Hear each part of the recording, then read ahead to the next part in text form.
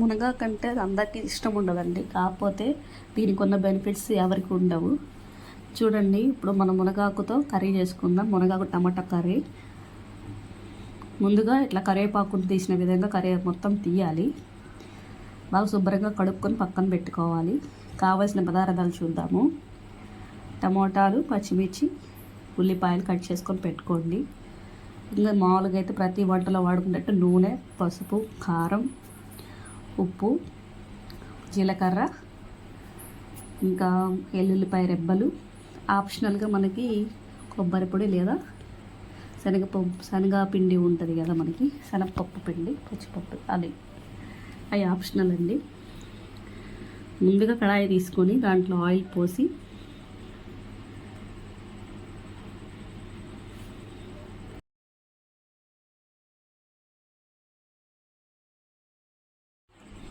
Actually మా మరదలు అడిగిందండి. మా మరదలు ప్రెగ్నెంట్, తనకు తినాలనిపిస్తుందంట. ప్రెగ్నెంట్ అయినా కానీ తినొచ్చు, ఏం కాదు, ఎప్పుడో ఒకసారి కాబట్టి తినొచ్చు. చూడండి, నేను చూపించిన విధంగా ముందుగా ఆయిల్లో వెల్లు రెబ్బలు, జీలకర్ర వేసుకోండి, ఆవాలు కూడా వేసుకోండి. నేను ఆవాలు అయితే వాడను, నాకు ఇష్టం ఉండదు. కరివేపాకు కూడా యాడ్ చేసుకోవాలి, నాకు దొరకలేదు ఆ టైంలో, అందుకే వేయలేదు. తర్వాత ఉల్లిపాయలు వేయాలి. ఉల్లిపాయలు బాగా మగ్గిన తర్వాత పచ్చిమిర్చి వేసుకోవాలి.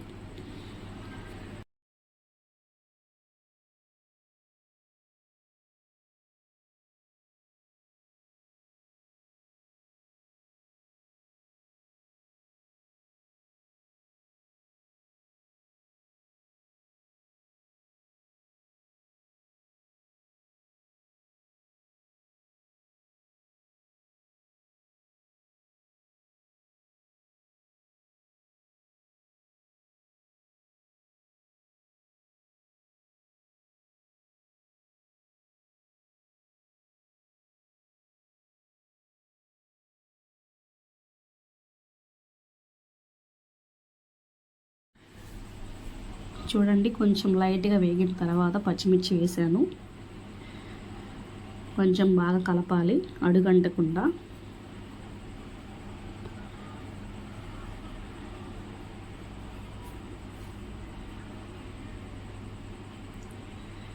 ఎండుమిర్చి కూడా వేసుకోవాలి. నేనైతే అల్లం వెల్లుల్లి పేస్ట్ వేస్తున్నాను. మనకి మెంతి కూరలాగా అనిపిస్తుంది. మనకి మునగాకు అది డిఫరెంట్గా కర్రీ అన్న ఫీల్ కూడా రాదు. మునగాకుని మనం కారపొడిలాగా కూడా కొట్టుకొని వాడుకోవచ్చు, చాలా మంచిదండి హెల్త్కి. కాల్షియం ఉంటుంది, విటమిన్ ఏ, విటమిన్ సి ఉంటుంది, ప్రోటీన్స్ ఉంటాయి. మన ఆయుర్వేదంలో దీన్ని ఒక పవర్ఫుల్ దివ్య ఔషధం ఇది. చాలా రకాల జబ్బులు 99% జబ్బులు నయం చేస్తుందంట. మన ఉండే లోకంలో 99% జబ్బులు నయం చేస్తుంది అంటారు. మరి చూసారు కదా, ఎండుమిర్చి కూడా యాడ్ చేశాను. బాగా మగ్గనివ్వండి. బాగా ఏగిన తర్వాత అల్లం వెల్లుల్లి పేస్ట్ వేయండి. అడుగు అంటుకోకుండా తిప్పాలి.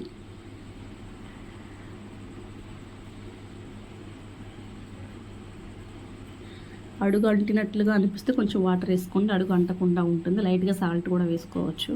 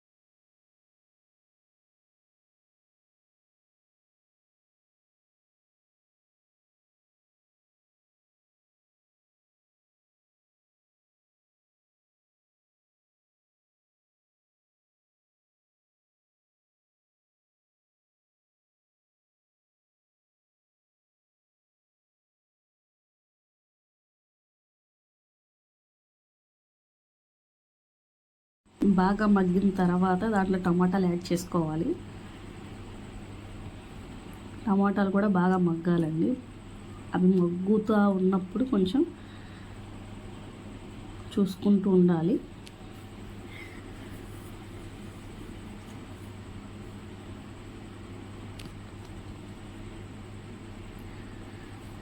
ఇది షార్ట్గా కూడా పెట్టచ్చు, బట్ ఏంటంటే మనకి కొంచెం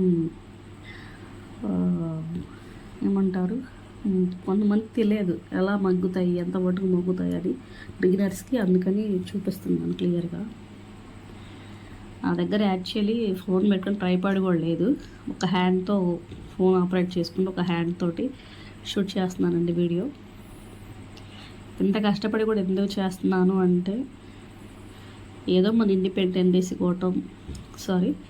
ఇండిపెండెన్స్ కోసం, ఇంకోటి ఫైనాన్షియల్ ఫ్రీడమ్ కావాలి. అలా నేను ఏదో కష్టాల్లో ఉన్నాను, మా హస్బెండ్ ఏదో సరిగ్గా చూసుకోవట్లేదని కాదు, అన్నీ బాగున్నాయి, హస్బెండ్కి హెల్ప్ అవ్వాలని ట్రై చేస్తున్నాను. మునగాకు కడిగి పెట్టుకున్నాం కదా, దాన్ని తీసుకొని వేయాలి. ఆకు తొందరగానే మగ్గిపోతుంది, లేత ఆకు తీసుకోవాలి. మన ముదురు ఆకు అయితే కొంచెం కర్రీ డిఫరెంట్ టేస్ట్ వస్తుంది. నాకు యాక్చువల్లీ వాయిస్ బాగాలేదు, నాకు ముక్కులో కోయకండలు ఉన్నాయి, సైనస్ ఉంది, సర్జరీ కూడా చేయించుకోవాలి. దానివల్ల వాయిస్ తేడా వస్తుంది. ఒకవేళ అంటే భర్త నుంచి ఇట్లానే ఉంది, ఈ ప్రాబ్లం ఇప్పుడు ఎక్కువైపోయింది. ఆఫ్టర్ డెలివరీ ఇట్లాంటివన్నీ బయటకు వస్తాయి అన్నమాట, సిజేరియన్ కదా. సో ఇప్పుడు ఏంటంటే బాగా మగ్గనివ్వాలి.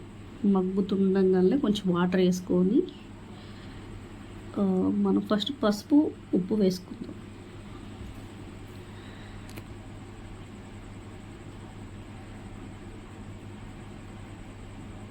కొంచెం మగ్గిన తర్వాత పసుపు ఉప్పు వేసుకున్నాము.